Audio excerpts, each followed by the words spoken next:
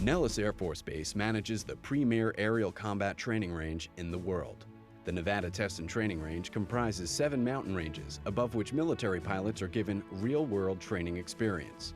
Access is restricted for safety and security, thus 90% of the land is protected.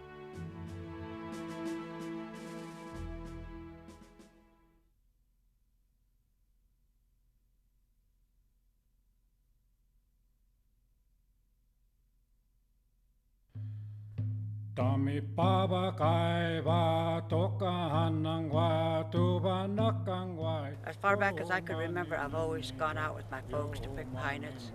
It was just, our way of life to find the foods that was edible, For us, this is our grocery store, our pharmacy, everything that you need, our hospital, everything is out here. I didn't think I'd ever, in my lifetime, I'd come back to my homeland. Around here, this country, we're all tied to it with stories. With Neville people, that's our tie to the land. His stories, events, histories, tells us that we're still here. How can you prove your lineage? What do you know of your culture and your tradition? Do you know the language? If you don't teach it now, it's going to be lost forever.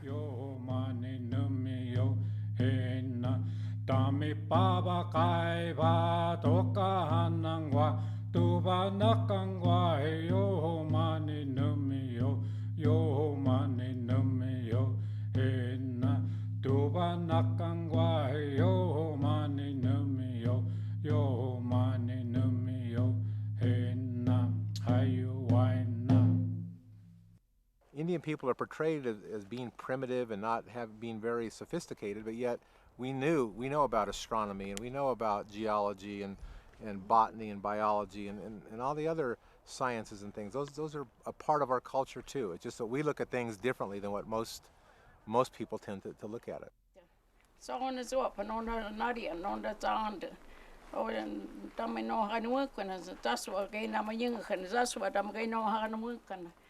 According to Native Americans, pine nut harvests have occurred in the Great Basin during the fall season for thousands of years. Native Americans in the region collect pine nuts from pinyon trees as a food source to use throughout the year, and more importantly, to get them through the harsh winter months. While the pronunciation of the word pine nut varies from different tribes, its importance is the same to all who gather it. This harvest serves not only as a necessary means of survival, but also as an opportunity to bring people together while sharing harvesting techniques, related stories, songs, and prayers that are necessary to give thanks for this important food and to ensure a bountiful crop in the future.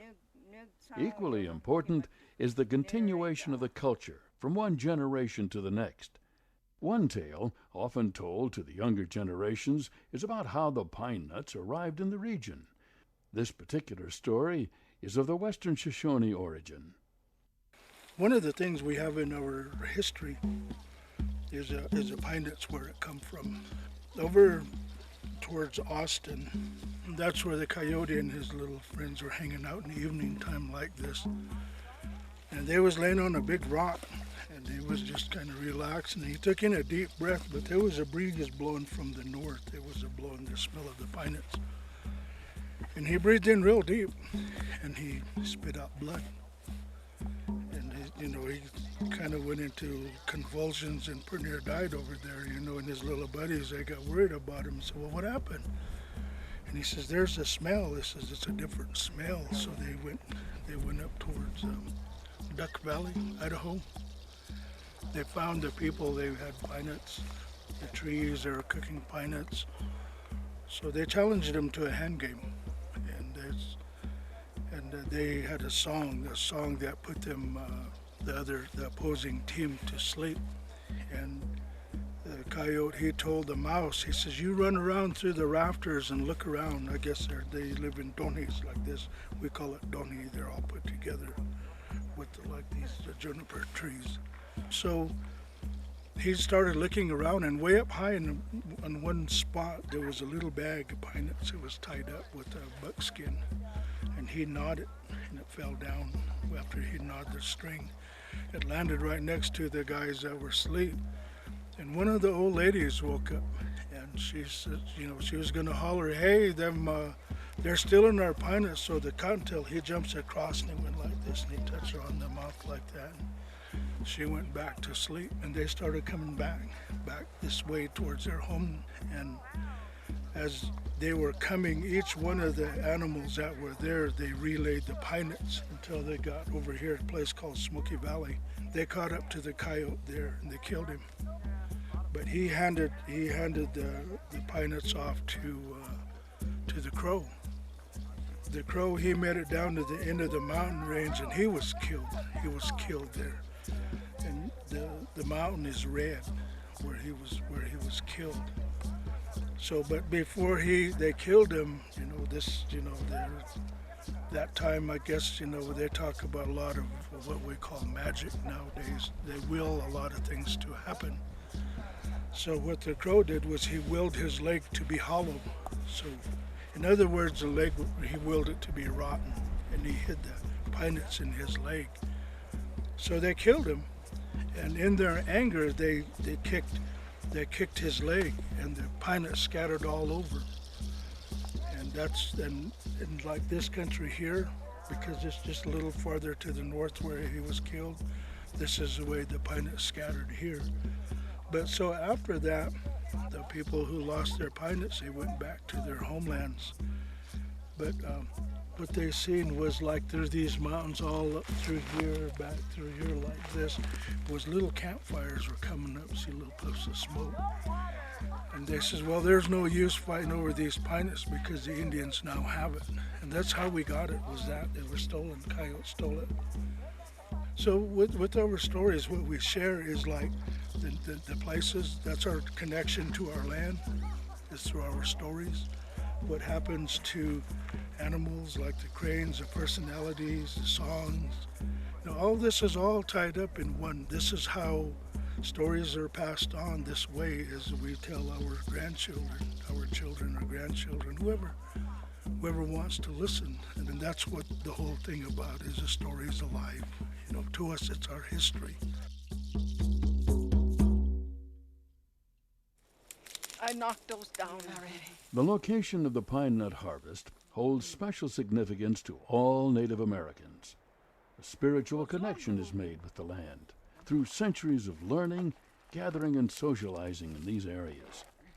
Marlon Thompson, an artist and cultural resource specialist for the Yarrington Paiute tribe in northern Nevada, explains. We have certain areas that are considered religious to our people, and even though it might sit on private land, these are still within our Aboriginal territories, and we still go out to these places and do the blessings. One place held in high regard by the Great Basin Native Americans is the Cowich Range in central Nevada, located 120 miles north of Las Vegas and Nellis Air Force Base. This mountain range was named after Chief Cowich, a prominent Shoshone leader from the late 1800s. And at an impressive 9,000 feet, it's the highest mountain in central Nevada. For generations, several families lived in the Cowich Mountains. In some years, groups from all over the region would travel to Cowich to join these families in the fall pine nut harvest. In 1941, Congress annexed this land to the U.S. military, and the mountain became part of the Nevada Test and Training Range. For safety and security reasons, the military moved the original caretakers off this land, and the pine nut harvest on the military acreage were discontinued. We don't believe in necessarily ownership of the land. Indian people, we're not owners of the land, but we're caretakers and stewards of the land, just as what the military is. They're stewards of the land as well, and so we work collectively, and so we've come to terms with that.